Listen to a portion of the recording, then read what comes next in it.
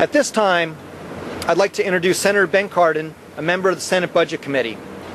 He will give an update on the legislation now being considered by the House of Representatives and the economic crisis that is impacting homeowners, families, retirees, and all Americans. Without further ado, I'd like to introduce Senator Cardin.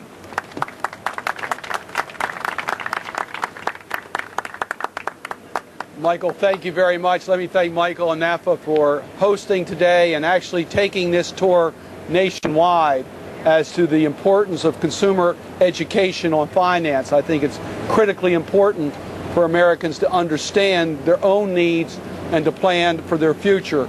I also want to thank Knight for being here. You provide great financial information for all of us to try to understand better what is going on not only in Washington but around the world, because truly these are international events in which we are a major player, but we are not the sole player. And we thank you very much for your help. It's a pleasure to be here with Nancy Kopp, the Treasurer of Maryland.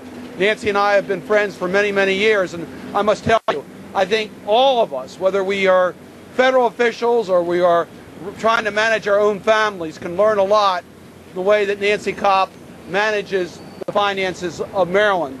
They are well managed. We've been able to maintain the highest ratings thanks to the leadership of our state treasurer, Nancy Kopp, and I thank her for her public service. It's so difficult in these times, and yet she continues to show that integrity and leadership is so important in government finance. Thank you, Nancy, for all that you do. It really is a pleasure to be here. I think it's the right day. We're talking about financial information, consumer information on what you need to do to protect your family's ambition, whether it is to how you're going to be able to buy a home, send your children to school, college, medical expenses, retirement needs. All of that are issues that a family has to go through and try to figure out how they're going to meet their family objectives. And today, our economy is in crisis. And we are not clear as to what's going to happen, let alone next month, what's going to happen even today. And these are uncharted times where you must have the best information possible. No, Michael, I don't know whether the House of Representatives will pass the bill today. I certainly hope that they will. I say that knowing that this vote that I made just a few days ago was the most unpleasant vote I ever had to cast as a member of the United States Congress. None of us wanted to be in this situation where the greed of a few have put our nation at risk and where we're going to have to put up a lot of the credit of this country in order to restore confidence in our economy. But it's critically important that the federal government act to restore confidence to our economy. American families are affected by this. It affects a person's savings. You know that. It affects your retirement accounts. You know that. It affects your ability to buy a car or buy a home. It affects your ability to get a loan and send your children to college. All of us are affected by the current freeze in our economy on credit. And the bill that's before the House of Representatives is not the bill that I would have drafted. I would have done things differently. But it represents the best in the working together, Democrats, Republicans, the House, the Senate, the Congress, and the White House. So I hope it will happen. I want to take you back, though, 10 years ago.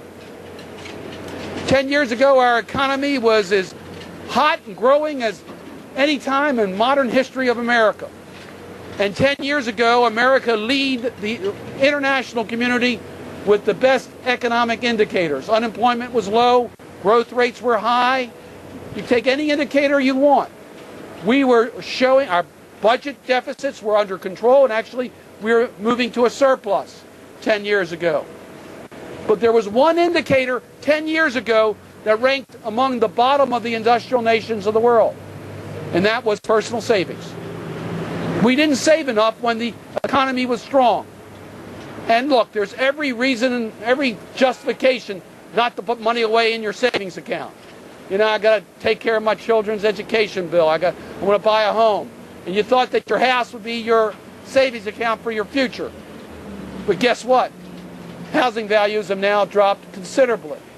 And what you thought you had in the equities of your home, you no longer have. So we didn't, as a nation, save when we should have saved.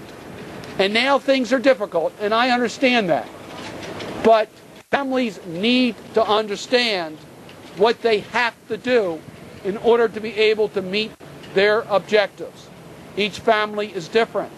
Each family has different circumstances. And why I am so pleased that this bus tour stopped in Baltimore and will be going to many other cities around the nation is that every family should become financially literate as to what they need to do. Children at a young age have to understand how our economy works and what happens with the compounding of interest in savings.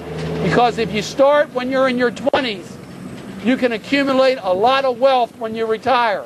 If you start when you're in your 50s or 60s, it's much more difficult. So it's important that families understand how they can meet their needs. And this tour, to me, underscores that. And I thank the foundation for hosting this event, and I'm very pleased to have joined you.